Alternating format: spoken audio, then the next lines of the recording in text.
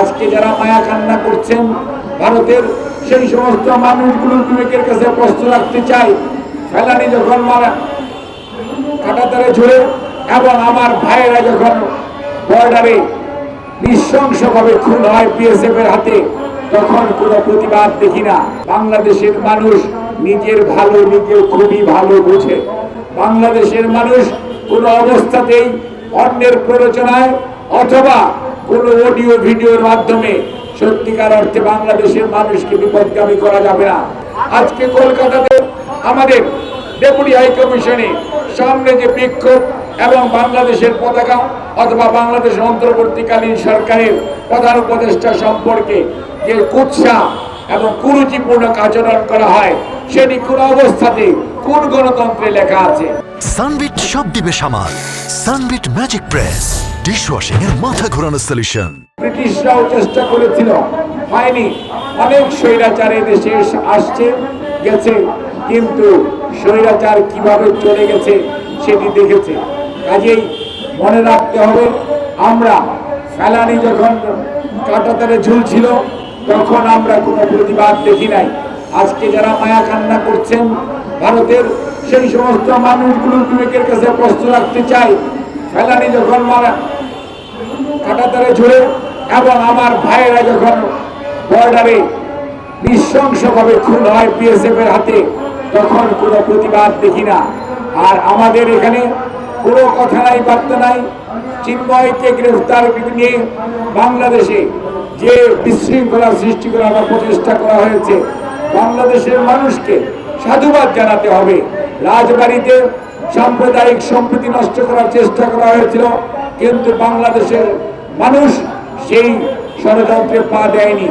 একইভাবে চট্টগ্রামের আদালতে সাইফুল ইসলাম আলিফকে নৃশংসভাবে হত্যা করার পরেও বাংলাদেশের মানুষ কোন ধরনের উস্কানিতে পা দেয় নাই। কারণ বাংলাদেশের ইতিহাস সাক্ষ্য দেয়, এই জনপদের মানুষ অসাম্প্রদায়িক। এই জনপদের মানুষ সাম্প্রদায়িকতা বিশ্বাস করে না এবং প্রতি ধর্মের প্রতি প্রত্যেকটা মানুষের যথাযথ সম্মান রয়েছে। কাজেই কোনো অবস্থাতেই যারা আমাদেরকে বিশৃঙ্খলার দিকে ঠেলে দিতে চায়, তাদের মনে রাখা উচিত বাংলাদেশের মানুষ নিজের ভালো নিজে খুবই ভালো বোঝে। বাংলাদেশের মানুষ কোনো অবস্থাতেই অন্যের প্ররোচনায় অথবা কোনো অডিও ভিডিওর মাধ্যমে সত্যিকার অর্থে বাংলাদেশের মানুষকে বিপদগামী করা যাবে না।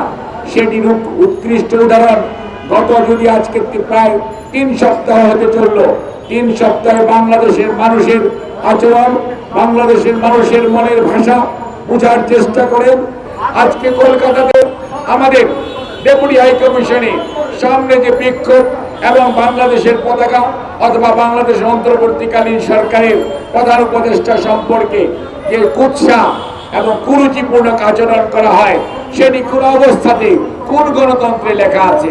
কাজে আজকে আমাদের চিন্তা করার সময় আসছে, আমাদের পার্শ্ববর্তী দেশটি সত্যিকার অর্থে আগের সেই ধর্মনিরপেক্ষ এবং গণতন্ত্রে কতটুকু বিশ্বাস করে।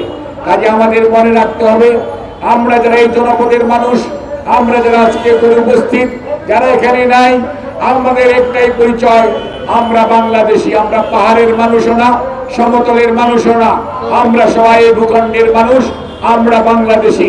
সেই পরিচয়ে পৃথিবীর মানচিত্রে আমরা বেঁচে থাকতে চাই। আমাদের অখণ্ডতা, আমাদের সার্বভৌমত্ব রক্ষার জন্য আমরা সবাই আজকে ঐক্যবদ্ধ। যে কোনো পরিস্থিতিতে, যে কোনো অবস্থায় বাংলাদেশের অখণ্ডতা এবং সার্বভৌমত্বকে ছিনিয়ে নেওয়ার ষড়যন্ত্র যে কর্নার থেকে হোক না কেন, তা রুখে দেওয়ার জন্য আজকে জাতীয় ঐক্যবদ্ধ। এবং আমরা মনে করি বাংলাদেশের মানুষের আজকের স্মার্ট কঠিন ঐক্যই বাংলাদেশের সার্বভৌমত্বের মূর্ত প্রতীক।